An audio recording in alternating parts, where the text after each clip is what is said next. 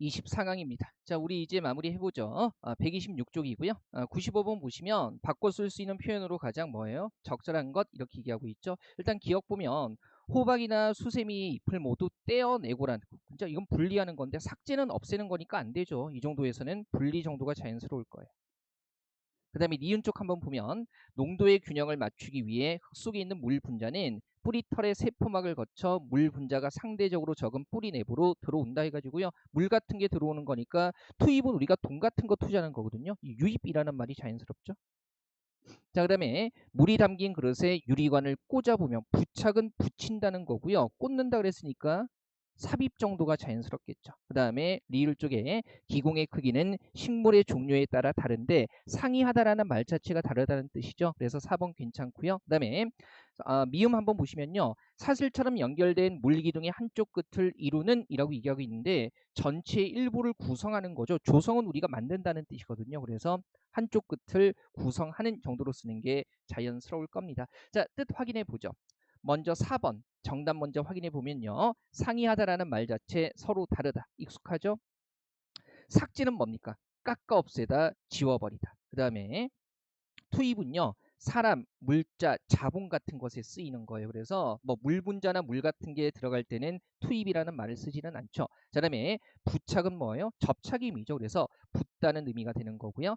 그 다음에 조성이라는 것은 뭡니까? 만든다는 개념이 들어가 있기 때문에 일부분을 구성하다와는 다른 뜻이 되는 거죠. 한번 확인하시고요.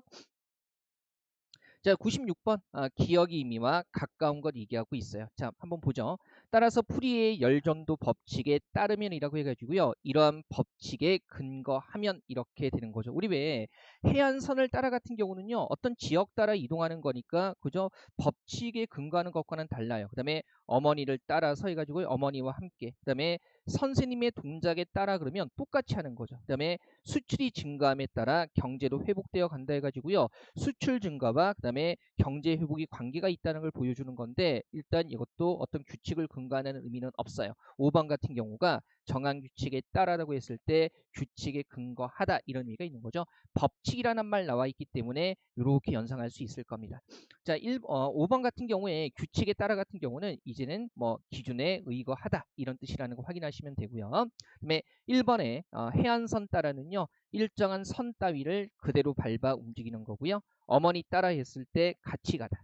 그 다음에 동작에 따라 남이 하는 대로 같이 하는 거죠. 하는 대로. 그 다음에 4번에 수출 증가함에 따라 경제 회복했을 때 더불어 일어나다. 일단 이 둘이 관계가 있다라는 걸 보여주는 겁니다. 97번 한번 보시면요. 이번엔 이제 순우리말 표현을 한자어로 바꿔보는 거죠. 왔다 갔다 할 수 있습니다. 자, 적절하지 않은 거고요. 한번 보죠. 기억. 자, 부록화 영역이라 이름 붙이고 그랬으니까 명명하고 너무나 자연스럽고요. 그죠? 그 다음에 니은 쪽 한번 보면요. 이와 같은 실어증 환자들의 뇌 손상 부위와 증상을 연구하는 과정에서 인간의 언어 처리 과정에 대한 관심이 새롭게 나타나도 우리 촉발되다라는 것은 어떤 일이 일어난다는 건데 새롭게 나타난다는 개념과는 관련이 없습니다. 다른 말로 바꾼다면 관심이 대두하면서 이렇게 바꿀 수가 있겠죠. 대두되면서. 그 다음에 자극을 받아들이는 것도 수용하다 되고요. 그 다음에 기능을 맡는다, 담당한다. 그리고 이 모형에 따르면 듣기 과정은 이렇게 순서로 이루어진다 해가지고요. 뒤쪽에 나오는 내용의 어떤 근거가 되고 있는 거죠. 그래서 이 모형에 의거하면 이렇게 되는 겁니다. 괜찮죠? 아마 답 찾는 것은 무리가 없을 거예요. 정답이 2번 확인하시고요. 일단 촉발이라는 것은요. 어떤 일을 당해서 특히 감정이나 충동 따위가 일어나는 것을 촉발이라고 얘기를 해요. 그래서 새롭게 나타나다라는 의미는 없고요. 그다음에 1번에 명명은 이름 붙이는 거고요. 3번에 수용하는 받아들이다. 그죠? 그 다음에 4번에 담당이라는 말 자체가 맞다라는 뜻을 가지고 있고요. 의거라는 거 근거하다 이런 뜻을 가지고 있습니다. 자, 확인하시고요. 98번 한번 가보죠. 자, 기억의 의미와 가장 가까운 것은 이렇게 나와 있고요. 보죠. 그러나 면책 사유에 해당하더라도 제조업자가 제조물의 결함을 알면서도 적절한 피해 예방 조치를 하지 않은 경우 그러면 어떤 현상이나 사실을 인식한 경우가 되는 거죠. 1번에 이 문제는 당신이 알아서 처리해라 이런 맥락은요. 현상을 인지한다, 사실을 인식한다가 아니라 그냥 스스로 이런 의미겠네요. 그다음에 2번에 날씨가 추운 것을 알았다 같은 경우는 날씨가 춥다는 현상, 사실을 인식하는 거니까 여기에서는 2번이 가장 가깝고요. 그다음에 운전을 할 줄 안다는 단순히 현상을 인식하는 게 아니라 방법이나 움직이는 방법을 인식한다가 되는 거고요. 공부만 안다. 이게 한정하고 있기 때문에 오직 그것만 소중히 여긴다는 거죠. 그다음에 농담으로 알고, 사랑 고백을 농담으로 알고 그러면 농담으로 여기고 정도가 되겠네요. 그래서 2번이 가장 가깝고요. 자, 2번의 뜻은요. 어떤 사실, 뭐 존재, 상태에 대해서 의식 감각으로 깨닫다, 느끼다 해가지고요. 말 그대로 사실 상태를 인식하다 정도로 보시면 돼요. 그 다음에 1번에 그죠? 얘는 당신이 알아서 스스로 정하거나 판단하다. 그 다음에 3번에 운전을 할 줄 안다는 능력이나 소양이 있다는 거죠. 방법을 아는 거니까. 그러면 4번에 공부만 안다 했을 때 그것만 소중히 생각하는 거고요. 자, 사랑 고백을 농담으로 알고 했을 때 쉽게 여기다 정도로 생각하시면 되는 거죠. 저하고 어휘 학습하면서 좀 사전적인 의미 전체를 외우는 것보다 단순화해서 정리할 겁니다. 조금 기대해 주세요. 기다리고 기대해 주십시오. 그죠? 자, 그 다음에 99번 한번 보시면요. 유사한 표현으로 적절하지 않은 것은 얘기하고 있어요. 그죠? 그러면 첫 번째 기억은요.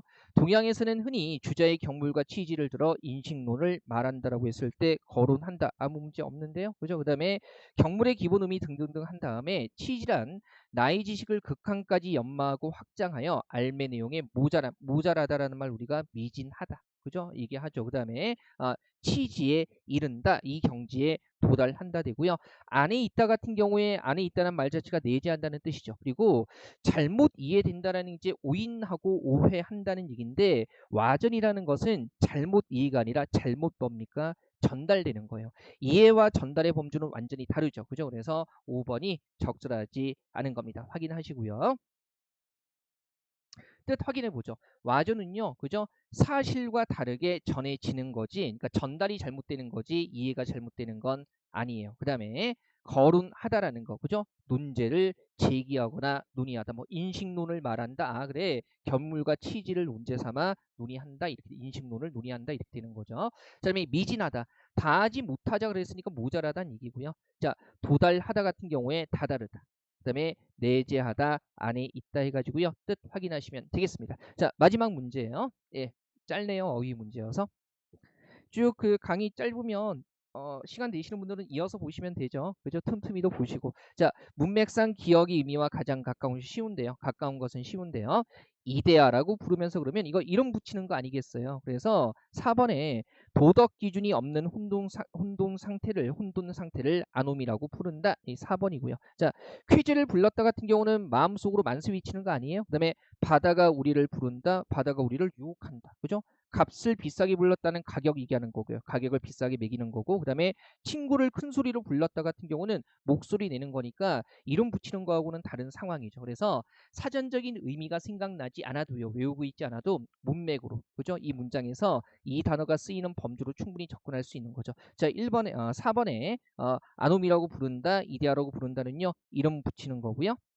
그 다음에 퀴즈를 불렀다는 구호나 만세 따위를 소리내어 외치라. 그죠? 뭐 마음속으로 이런 거 외칠 수도 있는 거니까. 그 다음에 2번에 자, 바다가 부른다, 뭐 조국이 부른다 이런 것들 동참하도록 유도하다.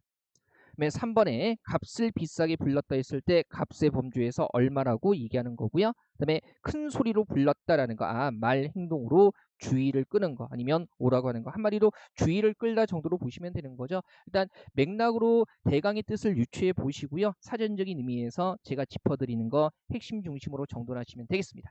자, 이렇게 해가지고요. 첫 번째 강좌의 약속을 지켰네요. 그죠? 스텝1 얘기 완강입니다. 자, 이렇게 전체 범주를 훑어보는 강좌가 그렇게 많지는 않을 거고요. 그다음에 있다고 하더라도 너무 맛보기 중심으로 해서 해설이 충분치 않을 겁니다. 제가 이렇게 유튜브로 올리고 있지만 강의 내용은 제가 자신해요. 충실하게 강의했다는 거 자신하고요. 이제 앞으로가 문제죠. 제가 카페에 공지할 거고요. 아까 강좌에서 말씀드렸다시피 일주일은 제가 좀 준비 시간을 갖겠습니다. 놀러 가지 않아요. 주중에 계속 수업 있어요. 주말하고 월, 화, 그다음에 수, 그리고 목 그리고 토, 일 계속 이렇게 수업이 있거든요. 그래서 놀러 가지 않습니다. 오해하실까봐. 다음 강좌 준비할 거고요. 다시 한번 공지 드릴게요. 그 다음에 이제 드디어 스텝 2 기태형의 필로 기태형 필기 노트에서 논리편 시작합니다. 그래서 제가 그 다음 주 한 주 쉬었다가요. 한 주쯤 이렇게 준비하는 시간을 갖고 이제 요거 바로 들어가겠습니다. 논리 강의가 무엇인가, 어떻게 하는 게 논리 강의인가를 제가 확실히 보여드릴게요. 자, 여기까지 오신 분들 모두 고생하셨고요. 틀린 문제만 기다리시는 동안에 가볍게 다시 한번 훑어보시면 좋을 것 같습니다. 자, 스텝 1 얘기는요. 이렇게 해서 마무리하도록 하겠습니다. 애쓰셨습니다.